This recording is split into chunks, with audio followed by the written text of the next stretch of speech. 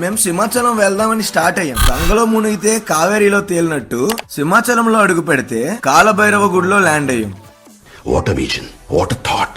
Car ఉంది కదా plans వేసేసి చెలరేగిపోతామంటే కుదరదు. ఆ దేవుడి పిలుపు కూడా ఉండడం చాలా అవసరం ఉంటాడేమో. ఆఖరికి మాకు కూడా అందుకే అలా జరిగింది. మేము అనుకున్నది ఒకటి కానీ జరిగింది ఇంకోటి.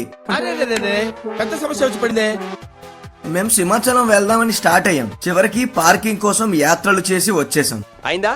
బాగైందా? గంగలో మునిగితే కావేరీలో తేలినట్టు సింహాచలంలో అడుగు పెడితే కాలభైరవ గుడిలో ల్యాండ్ అయ్యాం. What a vision, what a thought. Car ఉంది కదా ప్లాన్స్ వేసేసి చెలరేగిపోతామంటే కుదరదు. ఆ దేవుడి పిలుపు కూడా ఉండడం చాలా అవసరం. అసలు మ్యాటర్ ఏంటంటే ఫ్యామిలీతో సింహాచలం వెళ్లి ఆ దేవుడిని చూసి వచ్చేద్దాం అనుకున్నాం. అక్కడికి వెళ్ళాకే అర్థమైంది దేవుడిని చూడడం కన్నా ముందు పార్కింగ్ సెట్ చేసుకోవాలి అని చెప్పేసి. దేవుడిని చూడడం కన్నా ముందు పార్కింగ్ సెట్ చేసుకోవాలి అని చెప్పేసి పార్కింగ్ దొరికితే చాలు ఏదో సాధించేసాం అనే ఫీలింగ్ లో ఉన్నాం అనమాట. కానీ మా బ్యాడ్ లక్ ఏంటంటే గూగుల్ మ్యాప్స్ కూడా చేతులు ఎత్తేసాయి పార్కింగ్ సెట్ చేయలేక. మీ కష్టం పగవాడికి కూడా రాకూడదు గురుగారు. గుడికి వెళ్దాం అనుకున్నాం. వెళ్లకుండా రిటర్న్ అవ్వడం ఏదోలా అనిపించింది అసలు. సో అలా రిటర్న్ అవుతుండగా అక్కడ దగ్గరలో కాలభైరవ స్వామి టెంపుల్ ఉంది.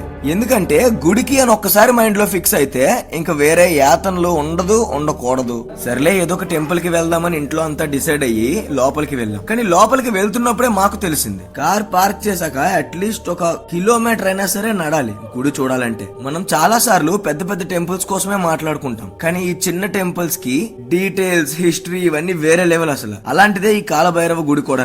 కాలభైరవ అంటే శివుడి ఉగ్ర రూపం అని అంటారు. అంటే భయపెట్టే దేవుడు కూడా, చెడు నుంచి కాపాడే దేవుడు కూడా. ఈ గుడికి చాలా ఏళ్ల హిస్టరీ ఉందంట. ఇక్కడికి వచ్చి మనస్ఫూర్తిగా ఏదైనా కోరుకుంటే ఈ స్వామి దారి చూపిస్తాడు అని నమ్మకం. అంటే కోరుకున్నవి జరుగుతాయి అని అర్థం. ఓకే, ముఖ్యంగా ఇక్కడ ట్రెడిషన్ ఏంటంటే గుమ్మడికాయలో ఆయిల్ వేసి దీపం వెలిగిస్తారంట. ఇంతకు ముందు ఇలా చేసేవారు, బట్ ఇప్పుడు ఎవరు చేయట్లేదు, మరి ఎందుకో తెలియదు. మన పూర్వీకులు క్రియేటివిటీకి సెల్యూట్ కొట్టాలి అసలు. గుమ్మడికాయలో ఒక డివోషన్ యాంగిల్ క్రియేట్ చేశారు. ప్రెసెంట్ అయితే ఆ ట్రెడిషన్ ని ఆపేశారు. నవధాన్యాలతో దీపం పెడుతున్నారు. పూర్తి డీటెయిల్స్ అడగండి, నాకు కూడా తెలియదు. అక్కడ అట్మాస్ఫియర్ మాత్రం చాలా అంటే చాలా డిఫరెంట్ గా ఉంది. పొల్యూషన్స్ తో నిండి ఉన్న ఈ సొసైటీలోంచి దూరంగా వచ్చినట్టు అనిపిస్తుంది. లోపలికి వెళ్ళాక మాత్రం మైండ్ కాస్త రిలాక్స్ అవుతుంది. అందుకే అంటారు ఏం జరిగినా మన మంచికే అని. సింహాచలం స్వామి దర్శనం దొరకలేదని చాలా డిసప్పాయింట్ అయ్యాం అసలు. కానీ ఈ టెంపుల్ మమ్మల్ని ఫుల్ సాటిస్ఫై చేసింది. కొన్ని ప్లేసెస్ మనల్ని పిలుస్తాయని అనిపించింది అప్పుడే. నిజానికి మనం ప్లాన్ చేసిందే బాగుంటుంది అని అనుకుంటుంటాం.